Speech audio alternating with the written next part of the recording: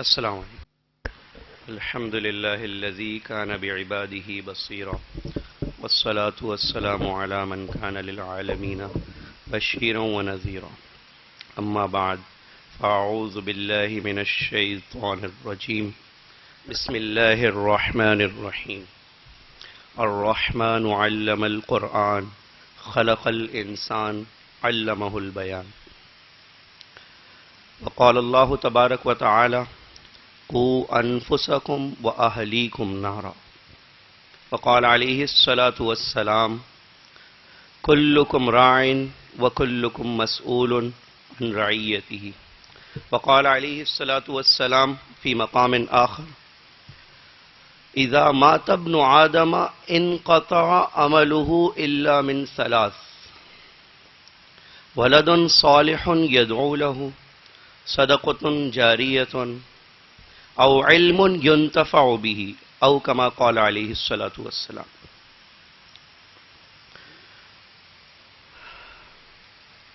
مشہور بات ہے کہ ہوا نہ چلے تو گرد جم ہی جاتی ہے، بلکہ 7 تہخانوں تک بھی پہنچ جاتی ہے، اور کسی بات کو دہرایا نہ جائے تو اسے بھولنا شروع ہو جاتے ہیں، یہاں تک کہ 1,24,000 انبیاء کی باتوں کو بھی لوگ بھول جاتے ہیں، اور کعبہ کے اندر بھی بہت پہنچا دیے جاتے ہیں۔ اگر بات کو دہرایا نہ جائے تو یہ ہوتا ہے، اس لیے ایک کے بعد دوسرے، دوسرے کے بعد تیسرے، تیسرے کے بعد 1,24,000 انبیاء بھیج دیے جاتے ہیں۔ تو اس مقصد کے لیے بھائی دہرانے کے عمل کو دنیا میں بار بار کیا جاتا ہے، کیونکہ یہ آخری امت ہے، اس کے بعد اب کوئی نبی نہیں آئے گا۔ تو نخلہ کا بھی ایک طریقہ رہا ہے، وہ اپنے جو طلبہ ہیں ان کے پیرنٹس کو جمع کرتے ہیں اور ایک مذاکرہ کرتے ہیں۔ یہاں پہ کوئی نئی بات نہیں کی جاتی، بلکہ پرانی باتوں کی یاد دہانی کی جاتی ہے، کیونکہ مذاکرے کا کیا مطلب ہوتا ہے؟ جیسے عربی زبان میں لفظ استعمال ہوتا ہے مقابلہ، مقابلے میں دونوں طرف سے لوگ آتے ہیں، تو اسی طرح مذاکرہ باب مفاعلہ عربی زبان میں کہتے ہیں کہ مل کر کسی چیز کی یاد دہانی کرنا۔ اور یہ اتنی اہم بات ہے کہ آپ علیہ الصلاۃ والسلام کو اللہ سبحانہ و تعالی صحابہ اکرام کے لیے فرما رہے ہیں فذکر ان الذکر تنفع المؤمنین، آپ ان کو یاد دہانی کراتے رہا کریں، یہ فائدہ مند ہے، یہ مومنوں کو فائدہ پہنچاتی ہے۔ جب تک یہ یاد دہانی نہیں ہوگی تو مقصد ہم بھول جائیں گے یہاں پر آنے کا، اور یہ یاد دہانی اس لیے کرائی جاتی ہے کہ خود ہمارے ذہنوں میں یہ رہے کہ کیوں ہم اتنے سارے اسکولوں کو چھوڑ کر ایک اسلامک اسکول کو ہم نے کا انتخاب کیا۔ تو یہ ایک بہت بڑی مطلب یہ ہم نے کیوں ایسا کیا، اس کی یاد دہانی کے لیے مذاکرہ رکھا جاتا ہے کہ ہم کیوں یہاں پر آئے اور کیا مقصد تھا۔ بہت سارے اسکولوں میں ہم جا سکتے تھے، تو پہلی بات تو یہ ہے کہ یہ ہمارا ایک بہت اچھا اسٹیپ ہے کہ ہم نے جو ہے وہ کیا کہتے ہیں اپنے بچے کی تعلیم و تربیت کی فکر کی، یہ اس بات کی علامت ہے کہ یہ فکر آپ نے کی۔ تو اب دیکھیں اللہ سبحانہ و تعالی قرآن شریف میں جو میں نے آیت آپ کے سامنے رکھی اور جو شروع کیا، تو اس میں اللہ سبحانہ و تعالیٰ یہ ذمہ داری لگا رہے ہیں ہماری،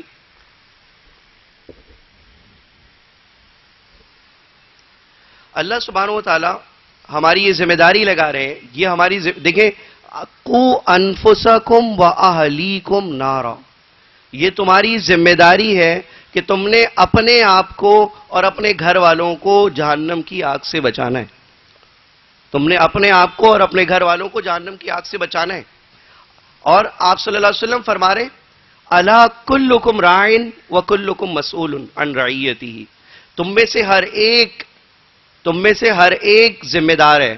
اور پھر یہ ذمہ داری آپ صلی اللہ علیہ وسلم نے تفصیل سے بتائی، یہ صرف کہہ کر نہیں چھوڑ دیا کہ تم میں سے ہر ایک ذمہ دار ہے۔ آپ صلی اللہ علیہ وسلم نے فرمایا الامام راع وهو مسئول عن رعیتہ، کہ ملک کا اور کسی شہر کا حکمران اس کے لیے ذمہ دار ہے، اس سے اس کے بارے میں پوچھا جائے گا۔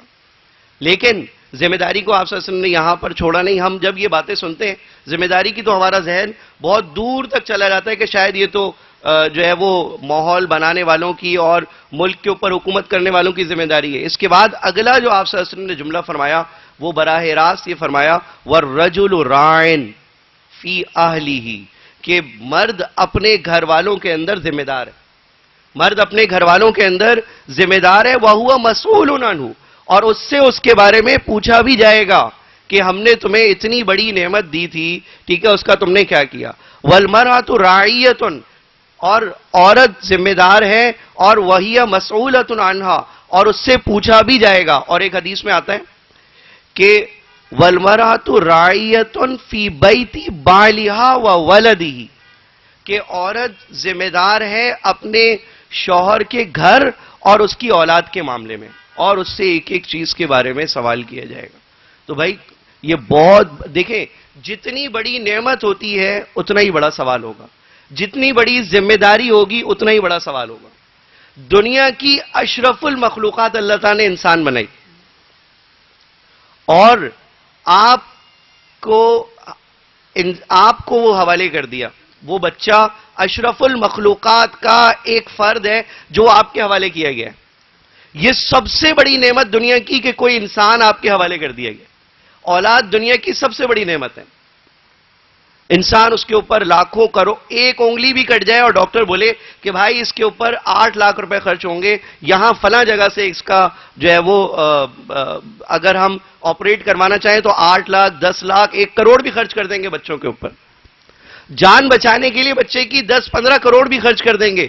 تو بات یہ ہے کہ دنیا کی سب سے بڑی نعمت اولاد اللہ تعالیٰ نے عطا فرمائی, اور پھر اگر اس کی قدر نہیں کی گئی اور اس کی ذمہ داری بھی سب سے بڑی دی گئی, اگر ذمہ داری کو صحیح طور پر نہیں نبھایا گیا تو سوال بھی سب سے بڑا ہوگا. کیوں؟ قیامت کے دن کا ایک حال اللہ سبحانہ و تعالیٰ قرآن شریف میں فرماتے ہیں ایک جگہ پر کہ بلایا جائے گا کہ ہاں بھئی تم گمراہ کیوں ہوئے, تم اس راہ پر چل نکلے. تو وہ پہلا جملہ یہ کہیں گے اِنَّا أَطَعْنَا سَادَتَنَا وَكُبَرَاءَنَا فَأَضَلُّونَ السَّبِيلَ کہ ہم نے اپنے بڑوں کی پیروی کی, اپنے سرداروں کی اور اپنے گھر کے بڑوں کی. سادتنا سردار الگ بتائے, یعنی اگر کوئی معاشرے کو لیڈ کر رہا ہے اور وہ غلط راہ پر چلا رہا ہے تو سادتنا الگ بتائے. یہ اللہ تعالیٰ نے ایک لفظ استعمال نہیں کیا.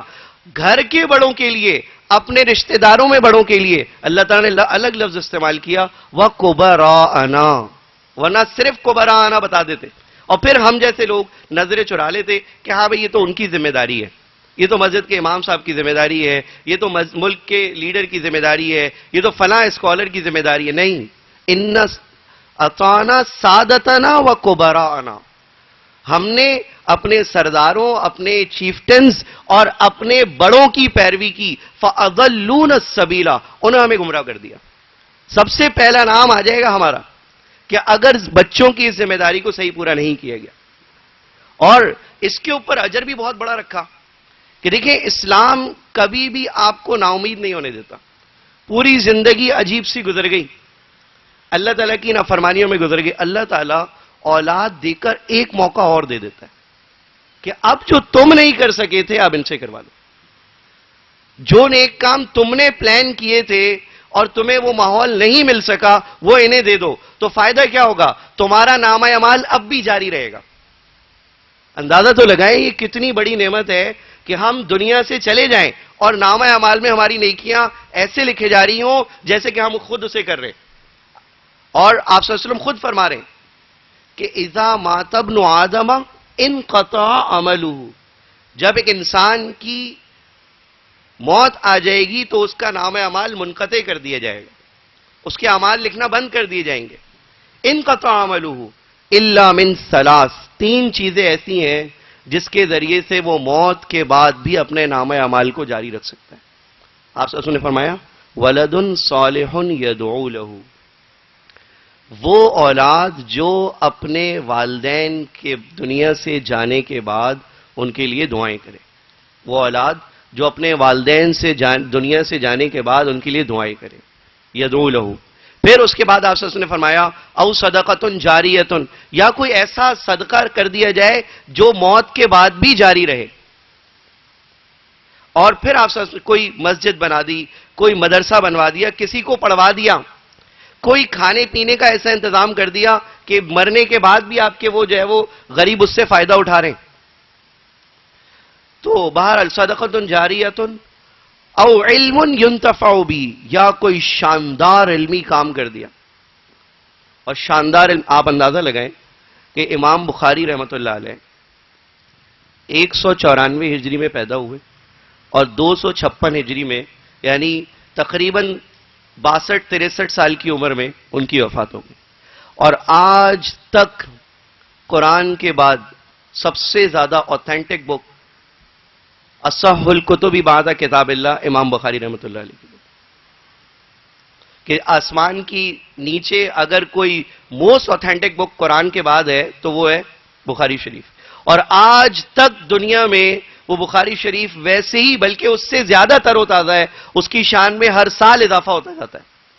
اور اس کے جو لکھنے والے ہیں، اس کے جو جمع کرنے والے ہیں، وہ اپنی قبر کے اندر موجود ہیں. تو علم ينتفع بھی، کوئی ایسا علم چھوڑ کر جائے کہ جس کے بعد وہ لوگ اس سے فائدہ اٹھاتے رہیں. تو بہرحال یہ بہت بڑی بات ہے بھائی کہ اللہ تعالیٰ نے ایک دنیا کا سب سے بڑا پروجیکٹ جو بنایا تھا وہ انسان کو بنایا تھا، اور وہ ہمارے حوالے کر دیا کہ اب یہ تمہارے حوالے اور تم نے اس کو جو ہے وہ صحیح طریقے سے پرورش کرنی ہے. تو دیکھیں ایک بات بہت اہم ہے کہ قرآن شریف میں اللہ سبحانہ و تعالیٰ نے جہاں تعلیم کی بات کی ہے، جہاں جو ہے وہ تربیت کی بات کی ہے، تو وہاں اپنی صفت اللہ سبحانہ و تعالیٰ نے فرمائی الرحمن علم القرآن. تعلیم کو بعد میں ذکر کیا ہے اور پہلے لفظ رحمان کو لے کر آئے. پہلے لفظ رحمان کو لے کر آئے، تعلیم کو بعد میں ذکر کیا. الرحمن علم القرآن، کہ پہلے رحمت کی صفت اللہ تعالیٰ لے کر آئے کہ تعلیم کے اندر رحمت کی صفت جو ہے وہ ہونا لازمی ہے. اور ظاہر سی بات ہے جب تک آپ کا اور آپ کے بچے کا کنیکشن نہیں بنے گا، آپ کی تربیت اس کے لیے ایسی ہوگی جیسے کہ برتن الٹا رکھا ہوا ہے. اور کنیکشن بنانے کے اندر کائنڈنس، رحمت بہت ضروری ہے. آپ جب تک اپنے بچے سے کنیکشن نہیں بنائیں گے، جب تک جو ہے وہ کیا کہتے ہیں وہ آپ کی باتوں کو لینا نہیں شروع کرے گا. اس لیے اللہ تعالیٰ نے کیا کہا کہ علم سے پہلے رحمت کی صفت کو جو ہے وہ سامنے رکھا. اور عجیب بات ہے کہ جب بھی کوئی بچہ اس دنیا میں آتا ہے تو آپ اور ہم وہ خوش نصیب لوگ ہوتے ہیں کہ وہ ہماری محبت دل کے اندر لے کر آتا ہے. عربی ایک شاعر ہیں، عجیب بات کرتے ہیں. ایک عربک شاعر کہتے ہیں اتانی ہواہا قبل ان عارف الہوا فصادف قلبا خالیا فتمکنا، کہ جب میرے دل میں اس کی محبت اس وقت آئی جب میں یہ جانتا بھی نہیں تھا کہ محبت ہے کیا. لہذا اس نے دل کو خالی پایا اور وہ دل میں جکڑ گئی، دل میں محفوظ ہو گئی.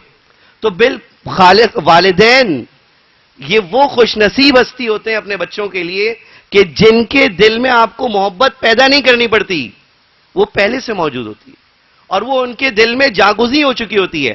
لیکن یہ پھر ہماری غلطیاں ہوتی ہیں کہ ہم اس محبت کو گنوا دیتے ہیں، پھر ہم اپنی غلطی سے اس محبت کو گنوا دیتے ہیں.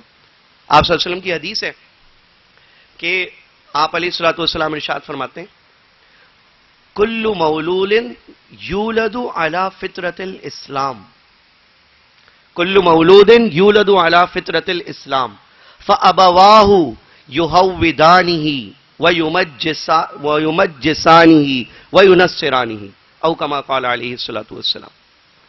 کہ ہر بچہ جو اس دنیا میں پیدا ہوتا ہے وہ فطرت کے دین کے اوپر پیدا ہوتا ہے، وہ سلجھا ہوا پیدا ہوتا ہے، وہ جو ہے وہ کیا کہتے ہیں نیک پیدا ہوتا ہے، وہ فطرت اسلام پر ہوتا ہے. پھر ہم اسے ماحول دے کر اسے بگاڑ دیتے ہیں. فابواہ، پھر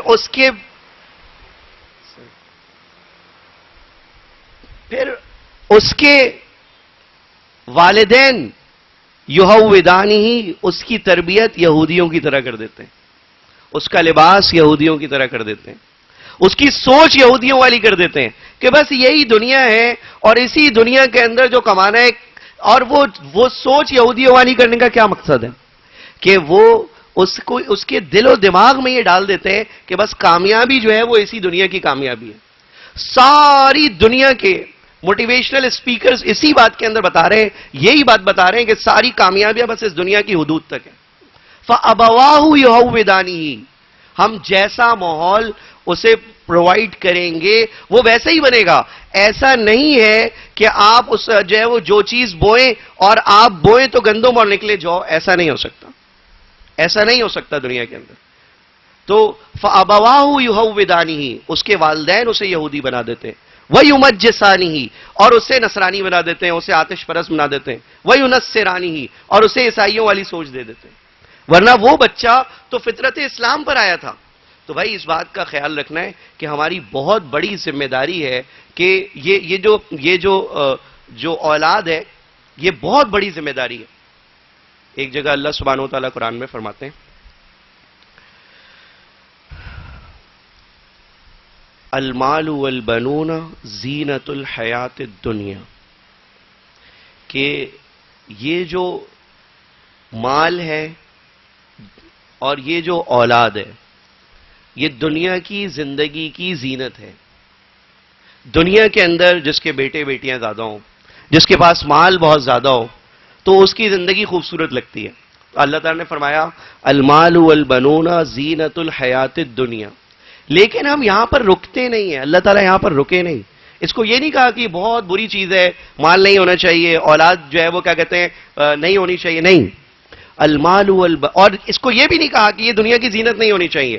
اللہ تعالیٰ نے ایک فیکٹ بتایا کہ ایسا تو ہے ان کہ المال والبنون زینت الحیات الدنیا, تو اس کا شکر ہمیں ادا کرنا ہے. تو شکر ادا کرنے کا طریقہ اللہ تعالیٰ آگے بتا رہے کہ دیکھیں المال والبنون زینت الحیات الدنیا کو یہ نہیں کہا کہ اس کو دنیا کی زندگی کی زینت نہ بناؤ, یہ نہیں کہا, یہ کوئی دھوکے کی چیز نہیں بتایا, بلکہ بتایا والباقیات الصالحات خیر عند ربک ثوابا وخیر عملا. اگر تم اس دنیا کی زینت کو آخرت کی زینت بھی بنانا چاہتے ہو, اگر اس دنیا کی زینت کو آخرت کی زینت بھی بنانا چاہتے ہو, ٹھیک ہے, تو ان کو صالحات بنا دو, ان کو نیک بنا دو. اور یہ میری اور آپ کی ذمہ داری. والباقیات بھائی پہلے زمانے میں لوگ اپنے بچوں کی نہیں, اپنے پوتوں اور نواسوں کی بھی مکمل تربیت کیا کرتے تھے. آپ علیہ الصلوۃ والسلام دیکھیں, اور ہم تو اپنے بچوں کی نیت کم از کم اب فی الحال اپنے بچوں کی تو نیت کر لیں کہ بھائی ان کے اعمال کو سدھارنا ہے, ان کی ذمہ داری میرے اوپر ہے. تو دیکھیں بات دراصل یہ ہے کہ اللہ سبحانہ و تعالیٰ نے فرمایا کہ والباقیات الصالحات خیر عند ربک ثوابا وخیر عملا, اور انہی سے اچھی امید تم لگا بھی سکتے ہو. اندازہ لگائیں کہ اللہ سبحانہ و تعالیٰ کہہ رہے ہیں کہ بھائی اپنی اولاد سے اپنے جانے کے بعد کے لیے تم بڑی اچھی امیدیں لگا سکتے ہو. تو بھائی یہ بہت بڑا اجر بھی ہے, بہت بڑی جو ہے وہ ذمہ داری بھی ہے. جتنی بڑی ہمیشہ ذمہ داری ہوگی اتنا ہی بڑا جو ہے وہ اجر ہوگا. تو ایک جگہ دیکھیں, ایک بہت اہم بات ہے کہ یہاں پر کچھ چیزیں, کچھ پوائنٹس مجھے ذکر کرنے کو کہے گئے, میں وہ ان کو فوکس کروں ذرا. آپ صلی اللہ علیہ وسلم, اللہ سبحانہ و تعالیٰ فرماتے ہیں کہ اللہ تعالیٰ ظلم کو اپنے اوپر حرام رکھتا ہے اور وہ تمہارے درمیان بھی ظلم کو پسند نہیں کرتا. اور اللہ سبحانہ و تعالیٰ فرماتے ہیں کہ ظلم کرنے والے کبھی کامیاب نہیں ہوتے, ظلم کرنے والے کبھی کامیاب نہیں ہوتے. تو ہم یہ سمجھتے ہیں کہ ظلم تو فلسطین میں ہو رہا ہے, ظلم تو کشمیر میں ہو رہا ہے, ظلم تو کوئی کسی کا مال چھین کر رہا ہے, کوئی کسی کو قتل کر کے کر رہا ہے. دراصل کچھ ڈیفینیشنز, کچھ تعریفات ایسی ہیں جو ہماری سوسائٹی میں تبدیل ہو گئی. اس کو تبدیل ہوتے ہوتے بڑا وقت لگا ہے, اس کو 3 صدیاں لگی ہیں تبدیل ہوتے ہوتے, اور اس کو کافی وقت لگایا گیا ہے تبدیل کرتے کرتے. کہ ظلم کا مفہوم ہمارے ہاں ظالم اسے کہا جاتا ہے جو کسی کا مال چھین لے, جو کسی کو قتل کر دے, جو کسی ملک پر قبضہ کر لے. علامہ آلوسی رحمۃ اللہ علیہ ایک جگہ لکھتے ہیں, کیونکہ ظلم قرآن کا ایک بڑا موضوع ہے بھائی, قرآن میں جگہ جگہ ظلم کے ورڈ کو ذکر کیا گیا. تو ظلم, علامہ آلوسی رحمۃ اللہ علیہ لکھتے ہیں ایک جگہ کہ وضع الشیء فی غیر موضعہ, اور ایک جگہ فرماتے ہیں وضع الشیء فی غیر محلہ، کہ کسی چیز کو اس کے اصل جگہ سے ہٹا دینا یہ ظلم ہے. کسی چیز کو اس کی جگہ سے ہٹا دینا، کہیں اور لے جا کر رکھ دینا، کوئی کام جو جہاں پر کرنا چاہیے تھا وہ وہاں پر نہ کرنا، جو بات جہاں پر کرنی چاہیے تھی وہاں پر نہ کرنا، یا وہاں ایسی جگہ کر دینا جہاں نہیں کرنی چاہیے تھی، تو یہ ظلم کہلاتا ہے. اور الظلم کرنے والوں کے لیے اللہ سبحانہ وتعالیٰ فرماتے ہیں وہ لوگ کامیاب نہیں ہوتے. بہت بے شمار جگہ پر قرآن میں ظلم کے نتائج بتائے گئے. تو بھائی بات یہ ہے کہ یہ لفظ یہاں ذکر کرنے کا ایک خاص مقصد ہے کہ بہت ساری چیزیں ہم اپنے بچوں کو ایسی دے رہے ہیں جو ان کو نہیں دینی چاہیے. ماحول ایسا انہیں پرووائڈ کر رہے ہیں جو انہیں نہیں دینا چاہیے تھا. مثال کے طور پر میں آپ سے پچھلے ہی سال کا ایک واقعہ، کیونکہ میں بھی خود بھی ایک استاد ہوں، ایک ٹیچر ہوں اور مختلف جگہ پہ پڑھاتا ہوں.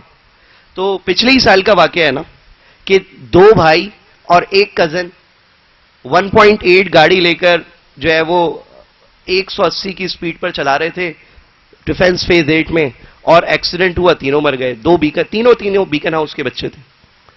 تو یہ ظلم ان پر ان کے والدین نے کیا جنہوں نے ان کو یہ خطرناک آلہ ان کو دے دیا. حالانکہ کتنی کام کی چیز ہے گاڑی، کتنی کام کی چیز ہے، لیکن اب خود بھی پچھتائے اور ان کی بھی زندگی کا نقصان ہوا. تو وضع الشیء فی غیر محلہ، تلوار ہے، کوئی اسلحہ ہے، یہ اتنی اہم چیز ہے کہ اللہ تعالیٰ قرآن میں فرماتا ہے وَأَعِدُّوا لَهُم مَّا اسْتَطَعْتُم مِّن قُوَّةٍ، کہ اللہ سبحانہ وتعالیٰ فرما رہے ہیں کہ جتنا تم جو ہے وہ بنا سکتے ہو اور جتنا تیار کر کے رکھ سکتے ہو، ٹھیک ہے، تو وہ تیار کر کے رکھو اپنے دشمنوں کے لیے. لیکن اگر وہ بچوں کے ہاتھ میں دے دیا جائے، وہ غلط لوگوں کے ہاتھ میں دے دیا جائے تو وہ نقصان دہ بن جاتا ہے. تو بالکل اسی طرح یہاں پر ایک بات یہ عرض کرنی ہے کہ ہم اپنے بچوں کی ذرا خبرگیری رکھیں. تھوڑا سا بیٹھ کر دیکھیں، ایک بات کو سمجھیں. ہم اپنی گاڑی کی مینٹیننس کرواتے ہیں، اپنے گھر کی مینٹیننس کرواتے ہیں، اور اپنے جو ہے وہ مختلف چیزوں کی مینٹیننس کا خیال رکھتے ہیں. تو تھوڑا سا وقت اپنے بچوں کی مینٹیننس کے لیے بھی نکالیں. یہ بہت اہم بات ہے کہ اگر پیرنٹس سے پوچھا جاتا ہے کہ بھائی آپ کا کیا جو ہے وہ روز نامچہ ہے، آپ کا کیا روٹین ہے روزانہ کا، تو وہ ساری باتیں گنوائیں گے کہ آفس بھی جانا ہے، ٹھیک ہے، یہ بھی جانا ہے، اور کچھ نیک لوگ ہوں گے تو وہی بھائی اتنا وقت مسجد کے لیے بھی نکالنا ہے. لیکن افسوس ہوگا کہ 100 میں سے 10% بھی ایسے لوگ مشکل سے ہوں گے جو یہ کہیں گے کہ مجھے کوالٹی ٹائم اپنے بچوں کے ساتھ گزارنا ہے. حالانکہ اللہ تعالیٰ نے تعلیم کی پہلی کنڈیشن بتائی تھی الرحمن علم القرآن، پہلے رحمت پیدا کرو اپنے درمیان اور بچوں کے درمیان. دیکھیں ایک بات میں آپ سے عرض کروں، عربی زبان میں کہا جاتا ہے ما سمی الانسان الا لانسہ وما سمی القلب الا لیتقلب، کہ انسان کا نام انسان اسی لیے رکھا گیا کہ وہ بہت جلدی مانوس ہو جاتا ہے، وہ بہت جلدی مانوس ہو جاتا ہے. جتنی یہ بات اچھی ہے اتنی ہی خطرناک بھی ہے. اگر آپ نے مانوس نہیں کیا نا اپنے آپ سے، تو وہ دنیا کے کسی اور شخص سے مانوس ہو جائے گا اور وہ جیسی چاہے گا اس کی تربیت کرے گا. پھر آپ کو اس کا حق نہیں ہوگا کہ ہم یہ کہہ سکیں کہ بھائی میرا بچہ بگڑ گیا اور میرے بچے کے ساتھ یوں ہو گیا اور وہ میرے ساتھ ایسی بدتمیزی کرتا ہے. تو بھائی اس بات کا خیال رکھنا ہے کہ بچوں کے ساتھ جو ہے وہ وقت گزارنا ہے. آپ صلی اللہ علیہ وسلم کو دیکھیں کہ حضرت حسن اور حسین، جماعت کی نماز چل رہی ہے، نفل نماز نہیں ہے، جماعت کی نماز چل رہی ہے، اور حضرت حسن اور حسین آتے ہیں بھاگتے ہوئے اور وہ آپ صلی اللہ علیہ وسلم سجدے میں اور کندھے پر چڑھ جاتے ہیں. تو صحابہ اکرام رضوان اللہ تعالی عنہم اجمعین پیچھے سے یہ سوچنے لگتے ہیں کہ پتہ نہیں آپ صلی اللہ علیہ وسلم سجدے سے کیوں نہیں اٹھ رہے. یہاں تک کہ حدیث میں لکھا ہوا ہے کہ ہمارے دل میں غلط خیال آنے لگے کہ پتہ نہیں کچھ معاملہ تو نہیں ہو گیا. یہ غلط خیال سے میں ایک بات ذرا عرض کر دوں کہ ہم لوگ یہ سمجھتے ہیں کہ یار پتہ نہیں کتنے بدگمان لوگ تھے، اتنی جلدی غلط خیالات آ گئے. نہیں، آپ نے وہ فارسی زبان کا ایک مقولہ سنا ہوگا، عشق است و ہزار بدگمانی، کہ جب کسی سے زبردست محبت ہوتی ہے تو وہ 5 منٹ بھی لیٹ ہو جائے تو بہت ایکسٹریم لیول کے خیالات آنا شروع ہو جاتے ہیں. دوسرے کا بچہ آدھا گھنٹہ لیٹ ہو رہا ہوگا, آپ اسے سمجھا رہے ہوں گے کوئی بات نہیں, وہ پھنس جاتا ہے, وہاں ٹریفک بہت ہوتا ہے. اپنا بچہ 15 منٹ لیٹ ہو جائے تو یار ذرا فون کرو کہاں رہ گیا, ٹھیک تو ہے, ایکسیڈنٹ تو نہیں ہو گیا, یہ تو نہیں ہو گیا, وہ تو نہیں ہو گیا. تو عشق است تو ہزار بدگمانی. تو بہرحال کہ آپ صلی اللہ علیہ وسلم کے بارے میں عجیب خیالات آنے لگے کہ آپ صلی اللہ علیہ وسلم سجدے سے سر کیوں نہیں اٹھا رہے. تو پھر جب سر اٹھایا اور پھر نماز ختم ہوئی تو آپ صلی اللہ علیہ وسلم نے وجہ بتائی کہ حسن اور حسین میرے کندھوں پر بیٹھ گئے تھے تو لہٰذا میں نے اس کو طویل کر دیا یہاں تک کہ وہ خود نہ اتر جائیں. اندازہ لگائیں صحابہ اکرام رضوان اللہ تعالی عنہم اجمعین کے ساتھ آپ صلی اللہ علیہ وسلم جا رہے ہیں, آپ صلی اللہ علیہ وسلم صحابہ اکرام کے ساتھ جا رہے ہیں اور ایک جماعت کے ساتھ چل رہے ہیں. حضرت حسین رضی اللہ تعالیٰ عنہ کو کھیلتے ہوئے دیکھا تو یہ نہیں کہ بس دیکھ کر گزر گئے. آپ اندازہ لگائیں کہ یہ محبت کیسے آپ صلی اللہ علیہ وسلم ان سے شو کر رہے کہ رکے, حسین کو پکڑا, چوما اور پھر چھوڑ دیا, جاؤ بھائی اب کھیلو. تو حضرت انس بن مالک رضی اللہ تعالیٰ عنہ فرماتے ہیں, انس بن مالک, اور یہ دیکھیں والدین کا کتنا بڑا کردار ہے کہ ہم انس بن مالک کا نام سنتے ہیں تو حدیث کی جو لوگ حدیث کا علم رکھتے ہیں یا کچھ تھوڑی بہت احادیث علماء سے سن رہے ہوتے ہیں تو دیکھتے ہیں کہ حدیث میں بہت بڑا نام حضرت انس بن مالک کا ہے.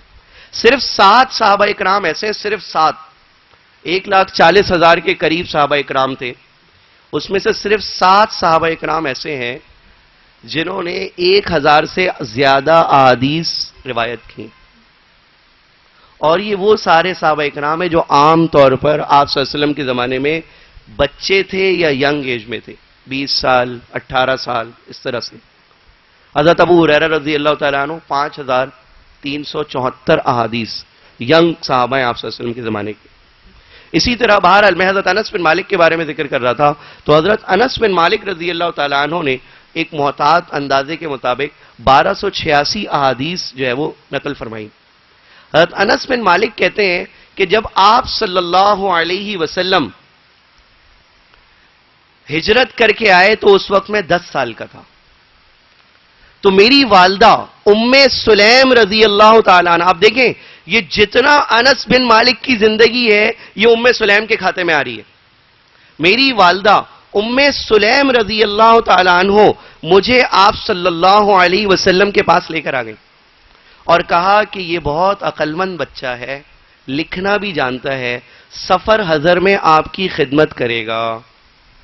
اگر ام سلیم یہ سوچ لیتی کہ صرف 10 سال کا بچہ, میں کیا اس کو آپ صلی اللہ علیہ وسلم کے, اور حوالے کس کے کیا جا رہا ہے, دنیا کی most important personality of ever before and ever after, کہ ان سے بہتر بعد از خدائے بزرگ تر ہے تو ہی قصہ مختصر, ان کی خدمت کے لیے بھیجا جا رہا ہے. اور بچہ کتنے سال کا ہے, 10 سال کا. اور چلیں لگے ہاتھوں ایک بات اور بھی عرض کر دوں, حضرت عائشہ صدیقہ رضی اللہ تعالی عنہا کی جو ارلی میرج ہوئی, جو جلدی شادی کی گئی کہ 9 سال کی عمر میں رخصتی کر دی گئی, اس کا بھی اصل مقصد یہ تھا کہ آپ علیہ الصلوۃ والسلام سے سیکھنے والے تو بہت ہیں لیکن باہر کی زندگی میں بہت سیکھ رہے ہیں, گھر کے اندر کی زندگی کے اندر سیکھنے کے لیے بھی لوگ چاہیے.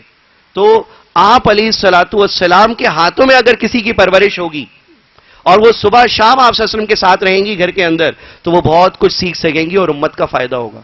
آپ ان لوگوں کا ویژن دیکھیں, آپ ان لوگوں کی جو ہے وہ تربیت دیکھیں کہ انہوں نے قیامت تک کے آنے والے لوگوں کے لیے سوچا تھا. اور ہم بچے کو ظلم کر رہے ہیں, اس کو یہ چھوٹی سوچ دے رہے ہیں, بیٹا اپنا روٹی کپڑا مکان, اگر ہم یہاں رہ رہے ہیں تو یہ جو ہے نا 2-3 بنگلے اگر ہم نے یہاں خرید لیے, ایک فیکٹری میری تھی 2-3 میں نے لگا لی تو بس ہم کامیاب ہیں اور تم بڑے سکسیسفل آدمی ہو. ہم اسے بہت چھوٹی سوچ دے رہے ہیں. اور وہ صحابہ اکرام رضوان اللہ تعالیٰ عنہم اجمعین کی سوچ یہ تھی کہ رہتی دنیا تک کے لیے یہ علم آگے ٹرانسفر ہو جائے. تو آپ اندازہ لگائیں کہ حضرت انس بن مالک رضی اللہ تعالیٰ عنہ کو لے کر آتی ہیں اور حوالے کر دیتی ہیں اور آپ علیہ الصلوۃ والسلام ان کو اپنے ساتھ رکھتے ہیں. 10 سال کی زندگی میں 10 سال کے تھے جب آپ صلی اللہ علیہ وسلم کے ساتھ آئے اور 10 سال اور گزر گئے, صرف 20 سال کے تھے جب آپ علیہ الصلوۃ والسلام جو ہے وہ وفات پا گئے. حضرت انس کہتے ہیں کہ پردے کے سب سے زیادہ مسائل مجھے معلوم ہیں میں نے اس کو اترتے دیکھا اور گھر پہ آبزرو ہوتے ہوئے دیکھا, پریکٹس ہوتے ہوئے دیکھی اس کی, کیونکہ اس وقت آپ صلی اللہ علیہ وسلم کے گھروں میں رہا کرتے تھے, چھوٹے بچے تھے. تو بھائی حضرت انس بن مالک, کون سی ایسی فیلڈ ہوگی جس کے اندر حضرت انس بن مالک سے احادیث نقل نہ کی جا رہی ہو؟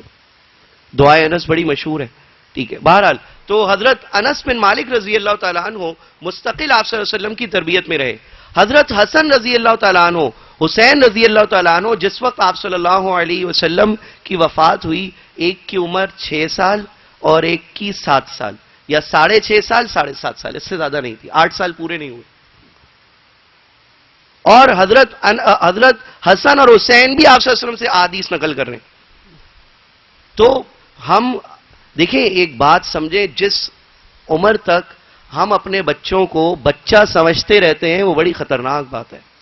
بھائی پاکستان کی ایوریج ایج 70 سال کے قریب ہے, تو اس کا مطلب جب آپ کا بچہ 15 سے 16 سال ہو جاتا ہے تو وہ اپنی زندگی کا 25% حصہ جی چکا ہے. اب آپ اس کو ذمہ داریاں دیں, اس کے ساتھ بیٹھیں, اس کے ساتھ بات کریں. بچوں کو بجائے ان کو مستقل ڈانٹنے کے کسی کام کی لاجک دیں. مثال کے طور پر بہت پرانی مثال ہے جو میں یہاں ذکر کرنا چاہ رہا ہوں, کہ اگر 2 عمارتیں ہیں اور 20 منزلہ ایک عمارت ہے, 20 منزلہ دوسری عمارت ہے, اور دونوں کے درمیان جو ہے وہ 1 کلومیٹر کا فاصلہ ہے, اور آپ کو کوئی شخص, ذرا غور سے سنیے گا, آپ کو کوئی شخص یہ کہتا ہے کہ بھائی اس عمارت سے اس عمارت کے درمیان ہم نے ایک لکڑی رکھی ہے جس کی ویڈتھ, جس کی چوڑائی تقریباً 12 انچ ہے, 1 فٹ ہے, تو کیا آپ اس عمارت کے ٹاپ سے دوسری عمارت کے ٹاپ پر جا سکتے ہیں اس لکڑی کو رکھ کر؟ تو آپ بولیں گے نہیں. کوئی کہے گا 10 لاکھ روپے دوں گا, آپ بولیں گے نہیں. 10 کروڑ روپے دوں گا, آپ منع کر دیں گے کہ جان ہی نہ رہے تو اس 10 کروڑ کا کیا فائدہ, کہ اگر میں سلپ ہو گیا تو ڈیفینیٹلی موت ہے, اگر میں سلپ ہوا تو ڈیفینیٹلی موت ہے. لیکن آپ ہر صورت میں اسے منع کر رہے ہیں, چاہے آپ کو کوئی اپنا ملک ہی دینے کے لیے تیار نہ ہو جائے, جیسے پہلے پرانے زمانوں میں بادشاہ کہہ دیا کرتے تھے کہ آدھی مملکت دے دوں گا, یہ شہر دے دوں گا. کیوں؟ کیونکہ زندگی نہیں تو کچھ بھی نہیں. لیکن اب دوسری سچویشن سنیے گا, کہ اگر آپ کو کہنے والا یہ کہتا ہے کہ بھائی وہ آپ کا بیٹا اور آپ کی وائف اور آپ کی بیٹی سامنے والے فلیٹ میں پھنسے ہوئے, راستہ ایک ہی ہے جو ہم آپ کو میپ دے کر بھیج رہے ہیں, اور اسی طریقے سے جانا ہے, آگ لگی ہوئی, آپ نہیں پہنچ سکتے وہاں پر.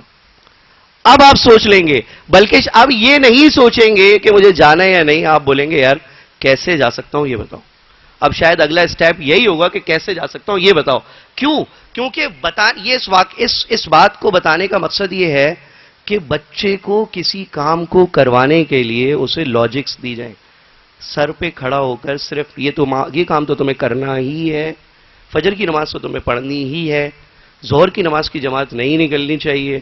مجھے دوستوں نے بتایا تھا کہ بھائی تم عصر کی نماز کے وقت کھیل رہے تھے, آئندہ کھیلتے ہوئے نظر نہیں آنا, نمازان ہو تو بس مسجد میں جانا ہے. نہیں, آپ اسے حدیث تو سنائیں, آپ اسے وجہ تو بتائیں کہ آپ علیہ الصلوۃ والسلام عصر کی نماز کے بارے میں کہہ رہے ہیں کہ حضرت جو ہے وہ امام بخاری رحمۃ اللہ علیہ نقل کرتے ہیں, ان یحییٰ ان مالک ان نافع ان عبداللہ ابن عمر ان النبی صلی اللہ علیہ وسلم. آپ صلی اللہ علیہ وسلم نے فرمایا, من ترکہ صلاۃ العصر کانما وطر اہلہ ومالہ, کہ بیٹا جو صرف عصر کی نماز کو قضا کر دے تو وہ ایسا ہے جیسے اس کی مال اور یعنی اس کی ساری پراپرٹی اور اس کی پوری فیملی اس سے چھین لی گئی ہو. تو کیا آپ یہ برداشت کر سکتے ہیں کہ your father would be no more in this world in the next time? جب اگلی نماز کا وقت آئے تو آپ کو یہ صدمہ آپ کے سامنے ہو کہ آپ کے ابا جان اس دنیا میں نہیں ہے. کیا اپنے بھائی کے بارے میں یہ برداشت کر سکتے ہیں کہ وہ اب اس دنیا میں نہیں ہو؟ کیا یہ خبر سننے کے لیے تیار ہیں؟ تو کتنا بڑا غم ہوگا اس بات کا کہ اگر پوری فیملی میں سے ایک بندہ بھی مسنگ ہو جائے تو فیملی کتنی ڈسٹرب ہو جاتی ہے. تو آپ صلی اللہ علیہ وسلم فرما رہے ہیں قیامت کے دن ایسا غم ہوگا جیسے ساری ہی پراپرٹی اور ساری ہی فیملی چھین لی گئی اس بندے کو جس کی ایک نماز فوت ہو گئی تھی, اور وہ بھی عصر کی نماز. اور آپ صلی اللہ علیہ وسلم نے کیوں عصر کی نماز کا کہا؟ کیونکہ عصر کی نماز لائٹسٹ پریئر ہے, اس سے پہلے بھی کوئی سنت موقدہ نہیں, بات بھی کوئی سنت موقدہ نہیں. ٹائم بھی بہت اچھا, نہ سونے کا ٹائم نہ صبح کا ٹائم. دوپہر کو بھی کچھ لوگ سو رہے ہوتے ہیں, دوپہر کا بھی سونے کا ٹائم نہیں, جاگنے کا ہی ٹائم ہے. سب سے لائٹسٹ پریئر عصر کی نماز ہے. اور اس کے اندر قرات بھی آپ نے کہا بھائی کہ سارے مفصل ہونی چاہیے, مطلب چھوٹی قرات ہونی چاہیے. اس کے چھوڑنے پر اتنا سخت معاملہ ہے اللہ تعالیٰ کا, تو پھر کیسے دوسری نمازوں کو ہم چھوڑیں گے؟ تو بچوں کو لاجکس دیں, اور بچوں کو لاجکس ہم جب دے سکتے ہیں جب ہمارے پاس خود بھی لاجکس ہو. لاجکس جب آئیں گی جب خود اپنی کوئی ترتیب ہوگی. دیکھیں, انسان کی پہلی درسگاہ اس کے والدین ہوتے ہیں. انسان کی پہلی درسگاہ اس کے والدین ہی ہوتے ہیں, ٹھیک ہے, اور پہلے ذمہ دار بھی اس کے والدین ہوتے ہیں, اور آخر تک بھی والدین کے ساتھ ہی رہنا ہوتا ہے. وہ کسی ٹیچر, کسی ادارے, کسی اسکول کے اندر تھوڑے وقت کے لیے آتا ہے. تو بھائی یہ ہم اس کی مکمل ذمہ داری اپنے اوپر لیں کہ ہم جو ہے وہ کیا کہتے ہیں, یہ میرا بچہ ہے اور اس کی تربیت میری ذمہ داری ہے, اسے اون کرنا ضروری ہے.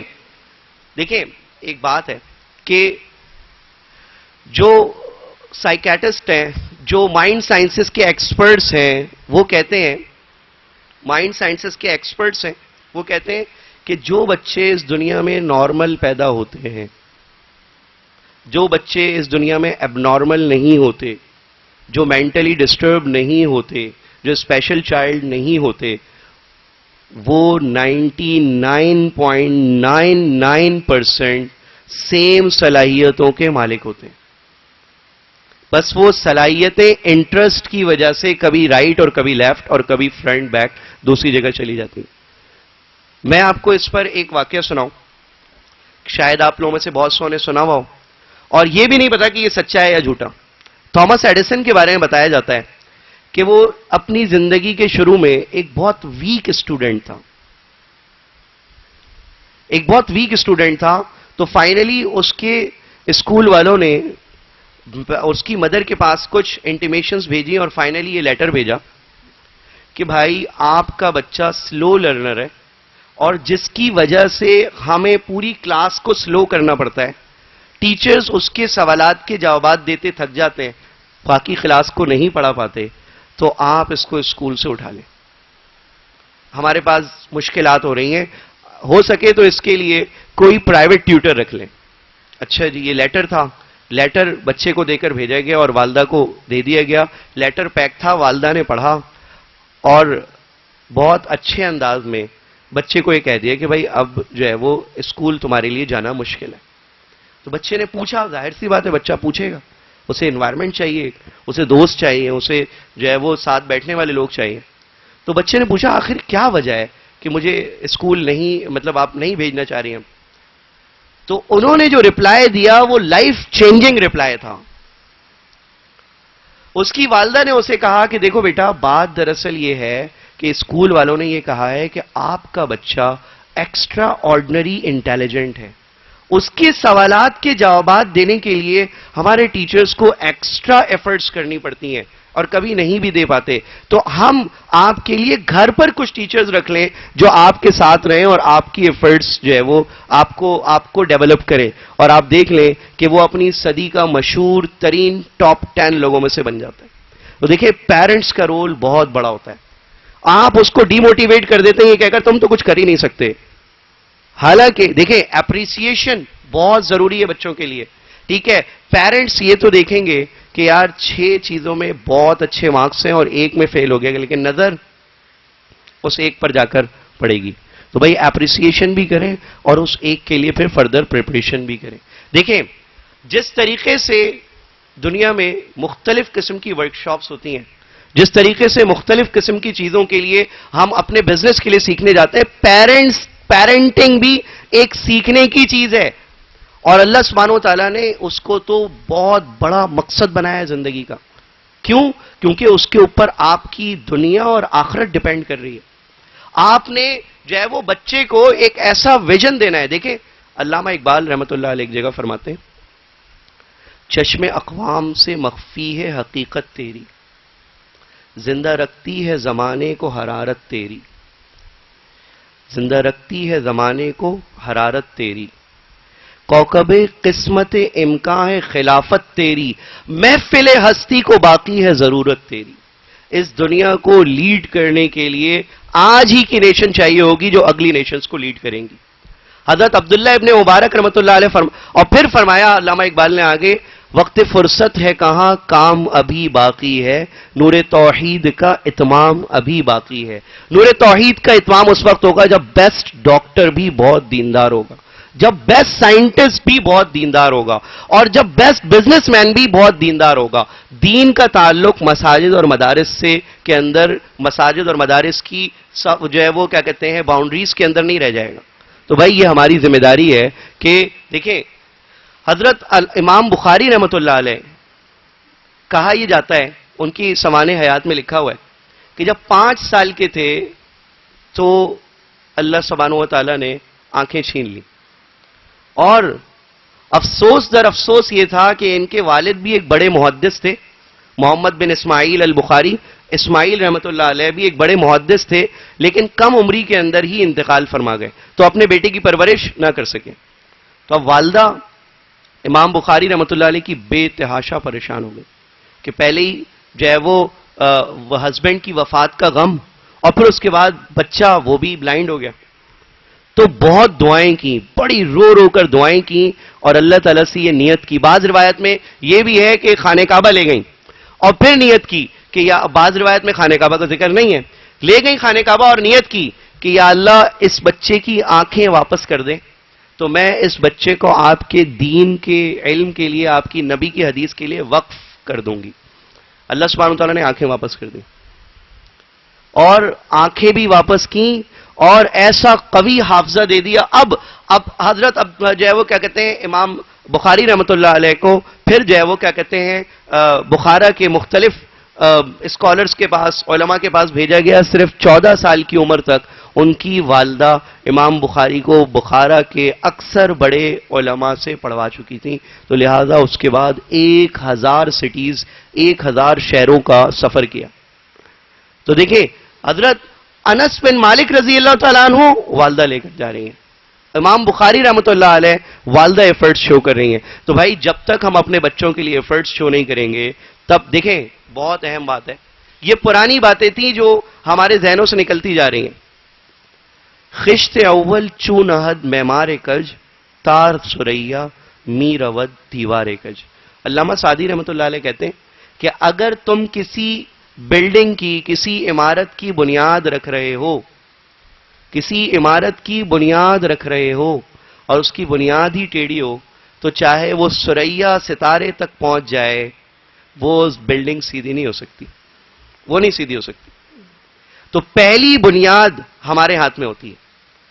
تو اس کے لیے بھائی بہت، اب دیکھیں اس میں ہمیں اپنے بچوں کے ویژن کو بھی بہت کلیئر کرنا ہے. جس رو پہ وہ چل رہے ہیں بس چلنے دیا تو ہم نے اپنی ذمہ داری پوری نہیں کی ہے. بہت خطرناک بات ہے.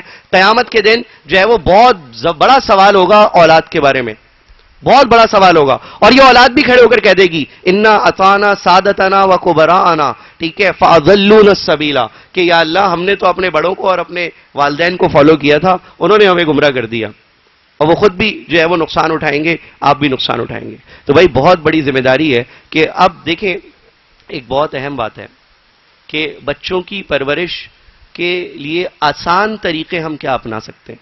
دیکھیں پہلی بات تو یہ ہے کہ اس بات پر آپ واقعی مبارکباد کے حقدار ہیں کہ آپ کو اس کی فکر تھی تو آپ نے سارے دوسری جگہوں کو چھوڑ کر کسی اسلامک انوائرمنٹ کو چوز کیا، کسی بھی اسلامک انوائرمنٹ کو چوز کیا. لیکن ذمہ داری ہماری یہاں ختم نہیں ہوتی. ہم جب ٹریننگز وغیرہ لیا کرتے تھے، جب شروع میں تو ہمیں بتایا جاتا تھا کہ بھائی دیکھیں بچہ ایک سرکل، ایک ٹرائنگل کے اندر پرورش پاتا ہے. وہ بچہ جو کسی اسکول میں پڑھ رہا ہو، کسی مدرسے میں پڑھ رہا ہو، وہ ایک ٹرائنگل کے اندر پرورش پاتا ہے. اس کے ایک کارنر کے اوپر، اس تکون کے ایک کارنر کے اوپر بچہ ہوتا ہے جو اس کا مرکز ہوتا ہے، اور دوسرے کارنر کے اوپر پیرنٹس ہیں اور تیسری طرف ٹیچرز ہیں. اگر ایک بھی مسنگ ہوگا تو کرنٹ نہیں پہنچ پائے گا، ایک بھی مسنگ ہوگا تو کرنٹ نہیں پہنچ پائے گا. تو اس کے لیے ہم سب کو اپنا ایک رول پلے کرنا ہے. مثال اب میں اس کی ایک بات عرض کروں، ہم سب کو اپنا ایک رول پلے کرنا ہے.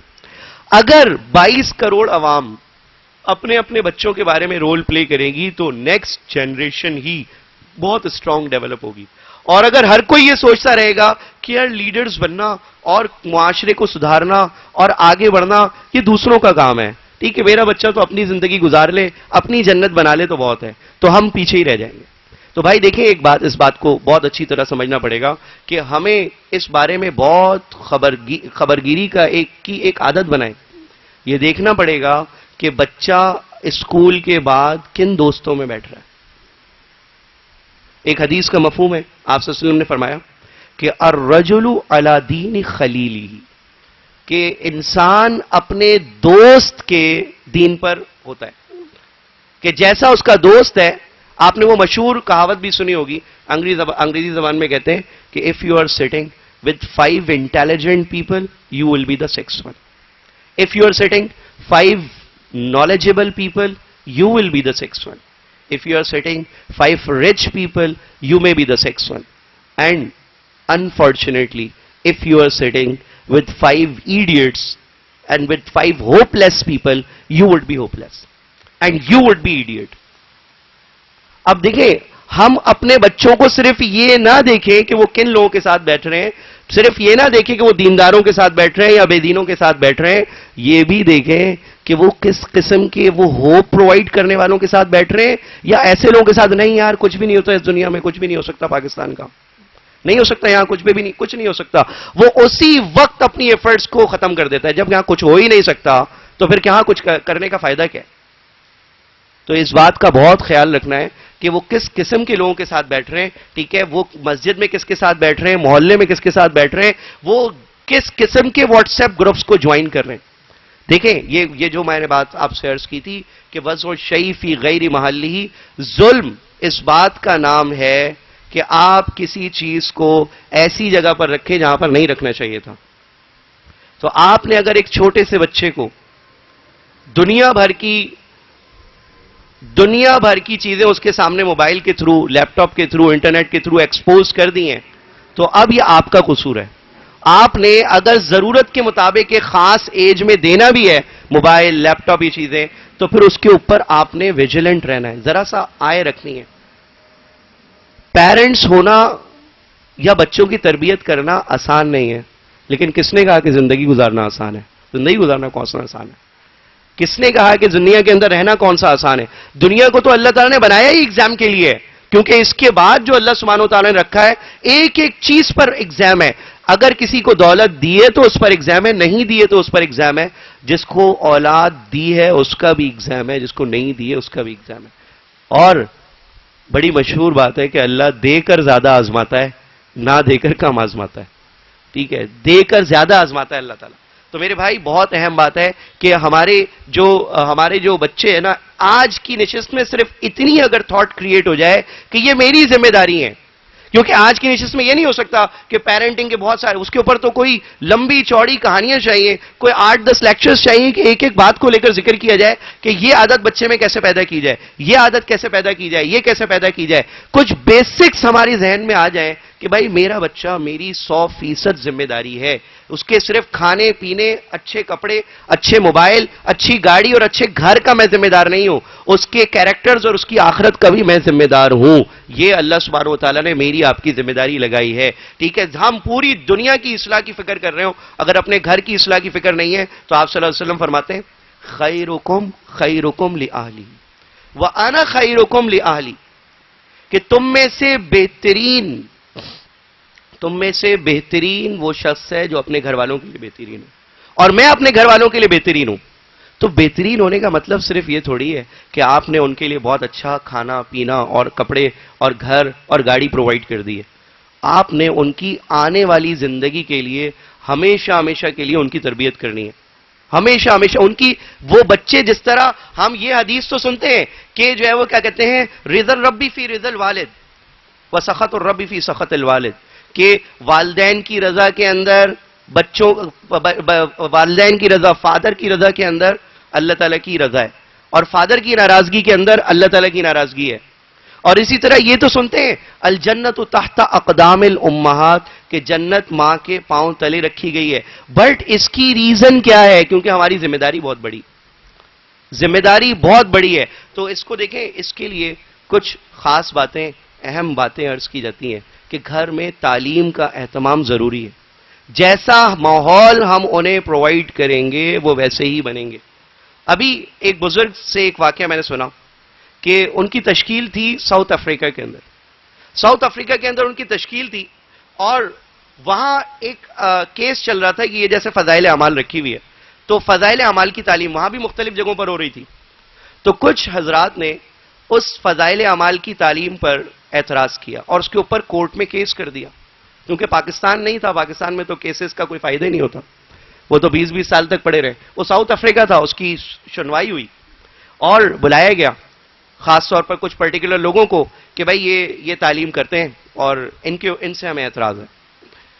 تو جج نے سماعت اگلی نشست پہ ساری باتیں سنی اور سماعت اگلی نشست پہ رکھی کہ جس کتاب پر اعتراض کیا جا رہا ہے ذرا یہ تو دیکھ لیں اس کتاب میں لکھا کیا ہے کیسی وہ کتاب. تو اب جج بھی مسلمان تھا، اس نے جو ہے وہ کتاب لے لی، اپنے اس کا ایک نسخہ اپنے پاس رکھا اور کہا کہ ٹھیک ہے اگلی نشست میں سماعت ہوگی. اور جیسی وہ کتاب لی اس کو اتنا وقت نہ مل سکا، وہ سفر درپیش آ گیا. یہ سچا واقعہ ہے جو ابھی مطلب آئی وٹنس پرسنالٹی سے میں نے سنا، ٹھیک ہے، جن بزرگ سے، ٹھیک ہے. تو انہوں نے کہا کہ ہماری تشکیل کے اندر یہ سب کچھ ہو رہا ہے. تو کہتے ہیں کہ وہ جج سفر پر چلا گیا اور کتاب گھر پر چھوڑ کر چلا گیا. مسلمان تھا اور جو ہے وہ اردو زبان سے واقف تھے یا شاید انگریزی میں ترجمہ ہو، تو وہ نہیں پڑھ سکا کتاب. واپس آیا تو اس نے گھر کے اندر ایک عجیب تبدیلی دیکھی. ہفتے 10 دن بعد جب واپس آیا تو اس نے دیکھا کہ یار بچے نماز پڑھ رہے ہیں اور وائف بھی نماز پڑھنا شروع ہو گئی ہے. کچھ تبدیلی نظر آئی اس کے اندر. تو اس نے پوچھا یہ کیا ماجرا ہے، خیریت تو ہے؟ کہ یہ بالکل نماز کے وقت پر اذان کے بعد لوگ اٹھنا شروع ہو گئے، ٹھیک ہے. تو جب یہ ماحول دیکھا تو اس نے کہا کہ بھائی یہ جو آپ کتاب چھوڑ کر گئے تھے اس کتاب کو ہم نے تھوڑا سا پڑھا ہے. تو جج نے کہا کہ جس کتاب کی اتنی برکات ہو سکتی ہیں اس پہ کیوں بین لگایا جائے.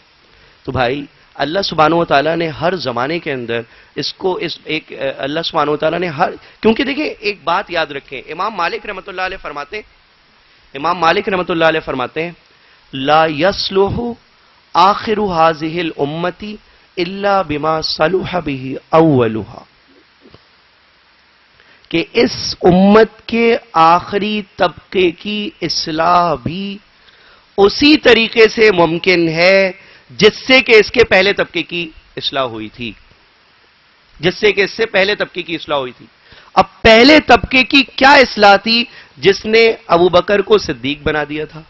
عمر جو مکہ کے ایک بدماش تھے، ریسلر تھے، لوگ ان سے خوف کھاتے تھے، اب ان کو فاروق بنا دیا تھا اور ساری دنیا کے لوگ اپنے مسئلے لے کر عمر کے پاس آ رہے تھے. آدھی دنیا کی حکومت کرنے والے لوگ جو ہے وہ اب عمر کے انڈر سپرویژن تھے. حضرت عمر فاروق رضی اللہ تعالیٰ عنہ بنا دیا. اگر اسلام ان کی یہ تربیت نہ کرتا تو ابو بکر کو آج کوئی نہ جانتا ہوتا.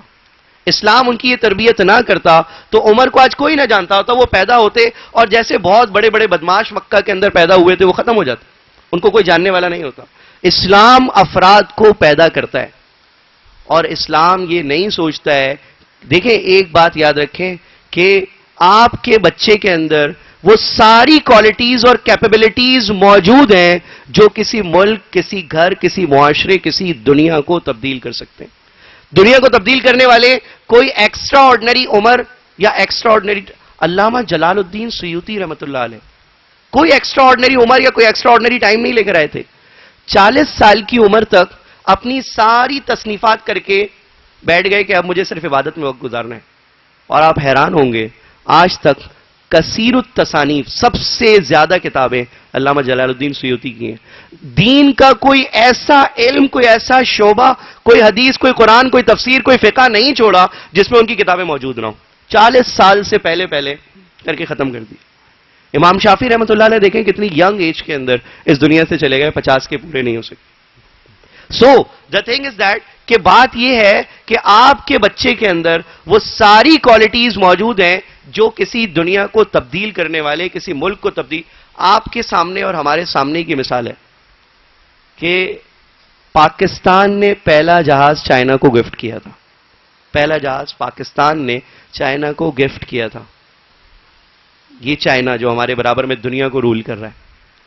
اور عام طور پر یہ قوم اپنے جو ہے وہ نشے کی وجہ سے دنیا میں بدنام تھی. یہ تو نشئی ٹائپ کے لوگ ہیں, ان کو اس دنیا کی کوئی فکر نہیں ہے. اور اب آپ دیکھ لیں جب چینج ہونا شروع ہوئے تو 40 سے 50 سال کے اندر اللہ تعالیٰ نے ان کو لیڈرز آف دا ورلڈ کے اندر کاؤنٹ کر دیے. تو میرے بھائی بات یہ ہے کہ وہ کام جو ہم نہیں کر سکے, اسلام اللہ تعالیٰ دیکھیں آپ صلی اللہ علیہ وسلم کی حدیث ہے, لا تصف علی ما فات او کما قال علیہ الصلوۃ والسلام, شاید میں کوئی غلطی نہ کر رہا ہوں. تو آپ صلی اللہ علیہ وسلم نے فرمایا کہ جو گزر گیا نا اس پر کیا نہیں ہے, اس پر افسوس نہیں ہے, کیونکہ اب وہ واپس نہیں آ سکتا. اب وہ واپس نہیں آ سکتا جو گزر گیا. اب بات اسلام کیا کہتا ہے, اسلام ہمیں کبھی نا امید نہیں کرتا کہ تم نے جو ارادے کیے تھے یا اب ارادے ذہن میں آ رہے کہ کاش میں اپنی زندگی میں یہ کر لیتا, تو آپ کو ایک بہت بڑا موقع آپ کی اولاد کی صورت میں دیا گیا کہ اب آپ ان کی دیکھیں, ان کی پرورش کی پوری فکر کریں. پوری فکر بہت ضروری ہے ان کی پرورش کی. ٹھیک ہے, اگر ہم نے نہیں کی تو پھر جو ہے وہ کیا کہتے ہیں کوئی اور ان کی پرورش کرے گا اور اپنی مرضی کے مطابق کرے گا, اپنے ماحول کے مطابق کرے گا. تو بھائی گھر کے ماحول کو بنانا بہت ضروری ہے. گھر میں اس بات کو لازم کر لیں کہ ایک وقت کوئی تعلیم ہو رہی ہو. پھر آپ نے جو ہے وہ اس اسلامک ماحول کو چوز کیا, تو اب یہاں پر ذمہ داری ہماری یہ بھی ہے کہ ہم مستقل پی ٹی ایمز وغیرہ کو, جیسے کہ یہاں کا سسٹم ہے, اٹینڈ کیا جائے اور اپنے بچے کی خبرگیری کی جائے. آپ علیہ الصلوۃ والسلام ابو بکر اور عمر کی بھی خبرگیری کر رہے ہیں. ایک دن آپ صلی اللہ علیہ وسلم, مشہور حدیث ہے بخاری شریف کی, کہ آپ صلی اللہ علیہ وسلم گزر رہے ہیں تو حضرت ابو بکر رضی اللہ تعالیٰ عنہ نماز پڑھ رہے تھے. ابو بکر رضی اللہ تعالیٰ عنہ نماز پڑھ رہے تھے, رات کی نماز, تہجد کی نماز پڑھ رہے تھے. تو بہت خاموش, بالکل آہستہ سے جو ہے وہ تلاوت ہو رہی ہے, بالکل گم سم. تو آپ صلی اللہ علیہ وسلم گزر گئے وہاں سے. حضرت عمر رضی اللہ تعالیٰ عنہ کے پاس سے گزرے تو وہ ذرا اونچی تلاوت کر رہے تھے, بڑی آواز کے اندر. تو آپ صلی اللہ علیہ وسلم نے اس کو بھی آبزرو کیا. دیکھیں یہ آبزرویشن بہت اہم ہے. آنکھ, کان, دماغ کھلا رکھنا چاہیے کہ میرا بچہ کیا کہہ رہا ہے. آج اس نے ایسی عجیب سی بات کیوں کی ہے؟ کیا وہ کہیں بیٹھا ہے؟ کیا اس نے کوئی جو ہے وہ کیا کہتے ہیں کلپ دیکھا ہے؟ یا اس نے کسی نئے لوگوں کے ساتھ وہ بیٹھنا تو نہیں شروع ہو گیا؟ آج اس نے کیوں ایسی بات کی ہے؟ ابو بکر اور عمر کی خبرگیری کی جا رہی ہے. صبح کے وقت آپ صلی اللہ علیہ وسلم حضرت ابو بکر کو بلاتے ہیں, پوچھتے ہیں کہ ابو بکر کہ آپ بہت آہستہ تلاوت کر رہے تھے. تو حضرت ابو بکر نے بڑا زبردست جواب دیا کہ اسمعو من ناجیت, یا رسول اللہ جس سے میں بات کر رہا تھا وہ تو بہت سننے والا ہے, اس کو تو ساری چیزوں کی خبر ہے, اس لیے آہستہ بات کر رہا تھا. پھر حضرت عمر رضی اللہ تعالیٰ عنہ کے پاس سے حضرت عمر کو بلایا کہ عمر اتنی زور سے پڑھ رہے تھے تو خیریت ہے؟ تو آپ صلی اللہ حضرت عمر نے فرمایا اطرد الشیطان, شیطان کو بھگا رہا تھا, وَأُوقِظُ الْأَسْنَانَ, سونے والوں کو جگا رہا تھا. حضرت آپ صلی اللہ علیہ وسلم نے ریزن لی, ریزن کو کٹ ڈاؤن نہیں کیا. ہمارا سب سے بڑا مسئلہ نہیں یہ نہیں ہو سکتا بیٹا تم نے غلط کہا ہے, نہیں. آپ صلی اللہ علیہ وسلم نے ان میں سے کسی کی ریزن کو کٹ ڈاؤن نہیں کیا. کہا کہ دیکھو رول یہ ہے کہ ابو بکر تھوڑا سا اونچا پڑھو, رات کی نماز تھی, یہ فرض نماز نہیں تھی کوئی, تھوڑا سا اونچا پڑھو, اور عمر اپنی آواز کو تھوڑا سا پست کرو. ایک مرتبہ ایک کمپینین, ایک صحابی رضی اللہ تعالیٰ عنہ مسجد کے اندر آ رہے ہیں, اور مسلم شریف کی حدیث ہے, آپ صلی اللہ علیہ وسلم نماز میں, تو نماز میں ہیں اور آپ صلی اللہ علیہ وسلم رکوع کر چکے ہیں. تو بھاگے بھاگے آئے اور پیچھے ہی 2-3 صفحے پیچھے ہی رکوع کر دیا کہ رکعت مل جائے. 2-3 صفحے پیچھے ہی رکوع کر دیا کہ رکعت مل جائے. اور پھر جو ہے وہ کیا کہتے ہیں بھاگے بھاگے آئے تو بھاگنے کا آپ صلی اللہ علیہ وسلم نے محسوس بھی کیا. اچھا اس کے بارے میں اور بھی بہت باتیں ہیں کہ آپ علیہ الصلوۃ والسلام کو بیک بھی نظر آتا تھا, کیا تھا, یہ ساری باتیں میں یہاں ذکر نہیں کر رہا, لیکن آپ صلی اللہ علیہ وسلم نے اس کو محسوس کیا اور پھر پوچھا کہ بھئی یہ کون تھا؟ تو نماز کے بعد بتایا کہ یا رسول اللہ میں تھا, میں نے اس طرح سے وہاں رکوع کر دیا تھا کہ جماعت مل جائے, رکعت مل جائے, اور پھر آگے آ گیا. تو آپ صلی اللہ علیہ وسلم نے فرمایا کہ اللہ تعالی تمہارے شوق کو اور بڑھائے, ولا تعد زادک اللہ حرصا ولا تعد. دیکھو بھائی اللہ تعالیٰ تمہاری دین کی اس حرص کو اور بڑھائے. ہم میں سے کوئی ہوتا تو اتنی جلد بازی کی کیا ضرورت ہے؟ پتہ نہیں ہے جلد بازی شیطان کا کام ہے. آ جاتے اطمینان سے بھائی جو رکعت مل جاتی پڑھ لیتے. نہیں، آپ صلی اللہ علیہ وسلم نے کیا زبردست جملہ کہا کہ اس کا شوق نہیں مرنے دیا بلکہ اور بڑھا دیا. زادک اللہ حرصن، کہ بیٹا بہت اچھی بات ہے آپ کو رکعت پانے کا شوق تھا، ولا تعود، لیکن آئندہ ایسے نہیں کرنا، ڈسپلن کے اگینسٹ ہے. بات سمجھ آ رہی ہے؟ تو بھائی بات یہ ہے کہ اچھا یہ ایک بڑی عجیب بات ہے کہ کہیں پر سختی اور کہیں پر نرمی. تو یہ ایک ایسا بیلنس ہے جو ہمیں سیکھنا پڑے گا. اور عجیب بات ہے کہ human being is highly unpredictable in nature in the world. دنیا میں ہیومن بینگ سے زیادہ انپریڈکٹیبل نیچر کسی کا نہیں ہے. جو گائے پالنے والے ان کو پتا ہے کہ یار یہ گائے اب یوں کرے گی، اس نے یوں اس کی آنکھوں سے پانی آنا شروع ہو گیا نا تو اب اس کو یہ بیماری ہو گئی، اس کے کھرے خراب ہونی شروع ہو گئی ہیں تو اب اس کے ساتھ یہ کام ہے، اس کو ذبح کر دینا چاہیے، نہیں کرنا چاہیے، اس کو سب پتا ہے. اب وہ یوں آواز نکالنے لگی ہے تو وہ یوں کرے گی. جانور پریڈکٹیبل ہیں، ان کے نیچرز ڈیفائنڈ ہیں، لیکن highly unpredictable is human being. تو ہر بچے کو آپ نے ایک، یہاں تک کہ اپنے ہی 3 بچوں کو آپ نے الگ الگ طریقے سے پرورش کرنی پڑے گی، اپنے ہی 4 بچوں کو آپ نے الگ الگ طریقے سے پرورش کرنی پڑے گی. تو یہ جتنی بڑی چیز، جتنا یہ اہم کام ہے سیکھنے کا، تو اس کے لیے روزانہ کچھ وقت نکالا جائے. بچوں کو آرڈر کر دینا کہ بیٹا آپ تعلیم کر لیجئے گا اور آ کے پوچھ لینا، یہ اتنا انف نہیں ہے. اس کے لیے خود بیٹھنا، گھر کے اندر ماحول بنانا یہ ضروری ہے. خود اپنے بچے کو علماء کے بیانات میں لے کر جانا، ماحول سے جوڑنا ضروری ہے. انبیاء علیہم الصلوۃ والسلام اس دنیا میں آتے تھے تو وہ ماحول بنا کر جاتے تھے. ورنہ قرآن جس زمانے میں قرآن نازل ہوا ہے وہ زمانہ عربی زبان کے عروج کا تھا. آج تک امرؤ القیس کے ٹکر کا کوئی جو ہے وہ شاعر نہیں آ سکا، حضرت خنسا کے ٹکر کا کوئی شاعرہ نہیں آ سکی. اس وقت کے شاعر جو تھے آج تک ٹاپ لیول پر ہیں. تو وہ عربی زبان کا جو زمانہ تھا، اس وقت 10 سال کا بچہ بھی جو ہے وہ کیا کہتے ہیں شاعر ہوا کرتا تھا. عام سی بات ہے. تو اگر صرف علم سے بات بن پاتی تو قرآن نازل کر دینا کافی تھا، وہ اسے بہت اچھی طرح سمجھ سکتے تھے. لیکن آپ صلی اللہ علیہ وسلم کو اللہ تعالیٰ کیا فرما رہے ہیں کہ تمہاری زندگی کے مقاصد میں سے، آپ صلی اللہ علیہ وسلم کی زندگی کا، انبیاء علیہ الصلوۃ والسلام کی زندگی کا مقصد ان کے آنے سے پہلے بتا دیا گیا تھا. یتلو علیہم آیاتہ، وہ صرف قرآن کی تلاوت نہیں کرے گا، وَيُزَكِّيهِمْ، وہ ان کا تزکیہ بھی کرے گا. ٹھیک ہے، وہ ان کو تلاوت قرآن بھی سکھائے گا، اس کا مطلب بھی بتائے گا. ٹھیک ہے، اور ان کا تزکیہ بھی کرے گا. تو ماحول بنانے کی ضرورت ہے بھائی. ٹھیک ہے، صرف آرڈرز سے نہیں ہوگا، ہمیں آپ کو مل کر ماحول بنانا پڑے گا. اگر اسکول کے اندر وہ 6 گھنٹے رہ رہا ہے تو باقی سارا ٹائم وہ گھر پر ہے.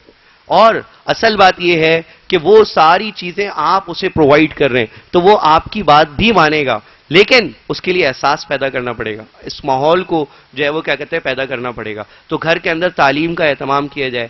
ہفتے میں 1 دن تو ایسا ہو، ہفتے میں مطلب 24 گھنٹے میں سے 15 منٹ نکالنا کوئی بڑی بات نہیں ہے. ہفتے میں کوئی گھنٹہ 1.5 گھنٹہ ایسا ہو کہ وہ جو ہے وہ کیا کہتے ہیں آپ کسی جو ہے وہ بزرگ کے بیان میں بچے کو لے کر جا رہے ہو. یہ ایک ایک قطرہ کر کے جو چیزیں گرتی ہیں وہ زندگی بدل دیتی ہیں. بالکل ایسی مثال ہے کہ اگر ہم کسی ٹھنڈے کمرے میں بیٹھے ہوئے ہوں، اے سی چل رہا ہو اور ہم 2 گھنٹے سے وہاں بیٹھے ہوئے تو ہمیں اس ٹھنڈک کا احساس اتنا نہیں ہو رہا ہوتا. لیکن جیسے ہی باہر سے کوئی شخص آئے گا وہ بولے گا کیا سکون ملا ہے. تو بالکل ایسے ہی کہ جو ہے وہ کیا کہتے ہیں تھوڑا تھوڑا سا ایک ایک قطرہ بچے کے اوپر ڈالتے رہنا ہے تربیت کا. ایک ساتھ 10-12 آرڈرز کر دیے تو وہ سارا ایسے ہی ہوگا جیسے سیلاب پتھر کے اوپر سے بہ جاتا ہے. ٹھیک ہے، اس کے اندر جگہ نہیں بنا پاتا. ٹھیک ہے، اور وہ ایک ایک قطرہ بھی پتھر کے اندر جگہ بنا لیتا ہے. تو میں نے ایک بات آپ سے عرض کی تھی کہ والدین وہ خوش نصیب لوگ ہوتے ہیں جن کے دل میں بچوں کی محبت بالکل ابتدا سے ڈال دی جاتی ہے. اتانی ہوا قبل ان عارف الہوا، اس کی محبت میرے دل میں اس وقت آئی جبکہ میں جانتا بھی نہیں تھا کہ محبت کیا ہے، اور پھر ہم اسے گوا دیتے ہیں بھائی، ہم اسے گوا دیتے ہیں. ٹھیک ہے، تو اس کے لیے بچوں سے اٹیچمنٹ کریٹ کریں، ان کو سنیں. بچوں کو سننا ضروری ہے. تربیت سننے سے زیادہ سننے سے ہوگی. ٹھیک ہے، آرڈرز دینے سے کم ہوگی. آپ نے وہ سنا ہوگا کہ children copy their parents, they don't listen to them. اگر آپ بچے کو یہ کہہ رہے ہوں گے کہ بیٹا شاؤٹ نہیں کرنا ہے اور خود یہ بات اسے شاؤٹ کر کے کہہ رہے ہوں گے تو وہ کبھی بھی اس کو دل میں نہیں اتارے گا. تو اس بات کو سمجھیے گا. آپ بچے کو بول رہے ہوں گے جھوٹ نہیں بولنا ہے, اور آپ کہیں گے کہ بیٹا یہ فون اٹھا کے کہہ دو پاپا گھر پہ موبائل بھول گئے اور مسجد میں نماز پڑھنے گئے ابھی آئے نہیں ہیں, تو بچہ کبھی بھی آپ کی بات کو نہیں لے گا, بلکہ آپ اس کو اپنے عمل سے جھوٹ سکھا رہے ہیں. تو بھائی جو ہے وہ کیا کہتے ہیں, اس کی فکر کرنی پڑے گی, اور پھر اس کے لیے علماء سے سیکھیں, ان کے ساتھ بیٹھیں, ٹھیک ہے, اپنے اویلیبل جگہوں پر اپنے مساجد کے امام صاحب اور ایسے لوگوں کے ساتھ بیٹھیں جن سے آپ کو بچوں کی تربیت کرنا ہے, کیونکہ یہ آپ کا اصل سرمایہ ہے. کیونکہ اللہ سبحانہ وتعالیٰ کہہ رہے ہیں والباقیات الصالحات, مال یہاں رہ جائے گا, باقیات جو ہوں گے وہ یہ ہوں گے جو تم ان کو نیک بنا کر جا رہے ہو. وآخر دعوانا ان الحمدللہ رب العالمین. اللہ تعالیٰ عمل کی توفیق عطا فرمائے, اور اللہ سبحانہ وتعالیٰ اس نعمت کو جو انہوں نے ہمیں عطا کی ہے اس کو ریئلائز کرنے کی توفیق عطا فرمائے. دنیا کے اندر نعمتیں ہم ریئلائز نہیں کرتے. اولاد یوں سمجھ لیں کہ دنیا کی بہت بڑی نعمت ہے جو آخرت کی نعمت بھی بن سکتی ہے. وآخر دعوانا ان الحمدللہ رب العالمین. صلی اللہ علیہ نبی الامین. یا اول الاولین یا آخر الآخرین یا ذا القوة المتین یا ذا الجلال والاکرام یا حی یا قیوم برحمتک استغیث یا حی یا قیوم برحمتک استغیث. لا الہ الا انت سبحانک انا کنا من الظالمین. لا الہ الا انت سبحانک انا کنا من الظالمین. لا الہ الا انت سبحانک انا کنا من الظالمین. ربنا هب لنا من ازواجنا وذریاتنا قرۃ اعین واجعلنا للمتقین اماما. ربنا هب لنا من ازواجنا وذریاتنا قرۃ اعین واجعلنا للمتقین اماما. یا اللہ جو کچھ سنا گیا, جو کچھ کہا گیا, یا اللہ اس میں جو غلطی کوتاہی ہوئی اس کو معاف فرمائیں. یا اللہ ہمارے کہنے میں اور ہمارے سننے میں جو غلطیاں کوتاہیاں ہوئیں اس کو معاف فرمائیں. یا اللہ جیسا حق تھا ویسا ادا نہیں کر سکتے, اس کمی کوتاہی کو معاف فرمائیں. یا اللہ جیسا کہ آپ کے نبیوں نے دعا مانگی ہے, ربنا هب لنا من ازواجنا وذریاتنا قرۃ اعین واجعلنا للمتقین اماما, تو یا اللہ ابراہیم علیہ السلام کی دعا سے اس دعا میں سے ہمیں بھی حصہ عطا فرمائیں. ہمارے بھی ازواج کو, ہمارے بھی جو ہے وہ گھر والوں کو اور ہماری بھی اولاد کو ہماری آنکھوں کی ٹھنڈک بنائیں, ان کی پریشانیوں سے مصیبتوں سے انہیں بھی بچائیں اور ہمیں بھی بچائیں. یا اللہ سبحانہ و تعالی ہمیں اپنی اور اپنے گھر والوں کی بہترین تربیت کرنے کی توفیق عطا فرمائیں. یا اللہ اس قوم کی بہترین تربیت کرنے والوں میں سے بنائیں. یا اللہ حضرت ابراہیم علیہ السلام نے جیسے دعا مانگی کہ وجعلنا للمتقین اماما, یا اللہ یہاں آئے ہوئے لوگوں کو اور مسلمانوں کو بھی یا اللہ عظمت رفتہ نصیب فرمائے, اور ان کو بھی یا اللہ قوموں کی امامت کے لیے دوبارہ قبول فرما لیں. یا اللہ مسلمانوں کو قوموں کی امامت کے لیے دوبارہ قبول فرما لیں. یا اللہ ہمیں اپنے بچوں کی ایسی پرورش کرنے کی توفیق عطا فرمائیں جیسا کہ آپ علیہ الصلوۃ والسلام نے کی, جیسا کہ صحابہ کرام نے کی, اور یا اللہ ہمیں اپنی بھی تربیت کی فکر کرنے کی توفیق عطا فرمائیں. یا اللہ ہمیں اپنی تربیت کی فکر کرنے کی توفیق بھی عطا فرمائیں. یا اللہ جن والدین نے جو نیتیں کی ہوئی ہیں اپنے بچوں کے لیے کہ وہ انہیں جو بڑی سوچ دے رہے اور وہ جو انہیں بنانا چاہتے ہیں اس کے اندر خیر عافیت ہے, تو یا اللہ اس خیر عافیت کے ساتھ ان کو بننے کی توفیق عطا فرمائیں.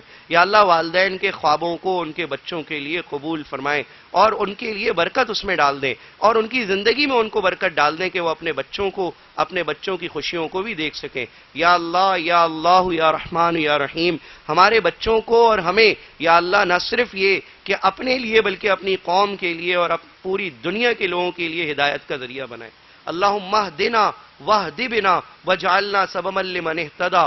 یا اللہ آپ کے نبی نے دعا سکھائی ہے کہ یا اللہ آپ ہمیں ہدایت عطا فرمائیں, واہد بنا, اور ہمیں ہمارے ذریعے سے لوگوں کو ہدایت عطا فرمائیں, واجعلنا سببا لمن اہتدی, اور دنیا میں جن قوموں کو, جن لوگوں کو, جن افراد کو آپ ہدایت عطا فرمائیں اس میں ہمارا ذریعہ بھی ڈال دیں. یا اللہ پوری قوم اور یا اللہ پوری قوم کے بچوں کا ذمہ دار یا اللہ آپ نے ان مسلمانوں کو بنایا ہے. یا اللہ آپ نے فرمایا, آپ کے نبی نے فرمایا ہے حتی یقال فی الارض اللہ اللہ, کہ جب تک اس دنیا کے اندر اللہ کا نام لیا جاتا رہے گا یہ دنیا زندہ رہے گی. یا اللہ ہم اپنے نام کو زندہ رکھنے والوں میں بنائیں. یا اللہ ہماری زندگیوں کو, ہمارے اولادوں کی، ہماری نسلوں کی زندگیوں کو یا اللہ سبحانہ و تعالیٰ اس دین کے لیے، اس کی خدمت کے لیے اور انسانیت کی خدمت کے لیے آپ جو ہے وہ یا اللہ قبول فرمائیں۔ صلی اللہ علی النبی الامی الکریم وعلی آلہ واصحابہ اجمعین۔ سبحان ربک رب العزت عما یصفون وسلام علی المرسلین والحمد للہ رب العالمین۔ سبحان اللہ وبحمدہ سبحان اللہ العظیم۔ سبحانک اللہم وبحمدک اشہد ان لا الہ الا انت استغفرک واتوب الیک۔ آمین۔ جزاکم اللہ خیر۔